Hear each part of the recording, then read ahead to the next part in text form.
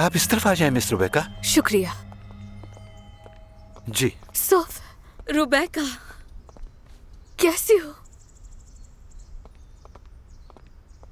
तुम सुनाओ। मैं ठीक हूँ, लेकिन तुम मुझे कुछ ठीक नहीं लग रही। हाँ, बस कुछ मत पूछो।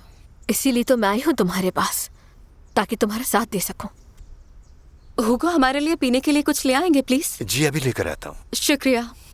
सॉरी, मैं बगैर बताए ही आ गई तुम्हारे पास। कोई बात नहीं। लेकिन कुछ समझ ही नहीं आया मुझे। पापा भी बहुत परेशान है। पापा को क्या हुआ है? वो ठीक तो है?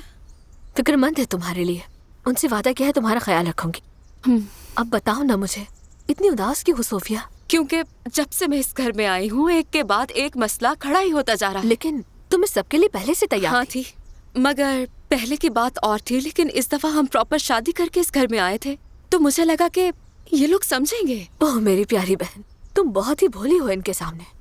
तुम्हें डर जाना चाहिए क्योंकि तुम अलेंड्रो की बीवी हो और ये तुम्हारा घर है। तुम्हारी तो रिस्पेक्ट करनी चाहिए इनको। मैं ऐसा कुछ नहीं चाहती। मुझे किसी से लड़ाई नहीं करनी, क्योंकि मैं जानती हूँ इसका इफेक्ट अलेंड्रो पर होगा। वैसे भी मुझे नहीं लगता कि ये लोग हमें कभी खुश रहने देंगे।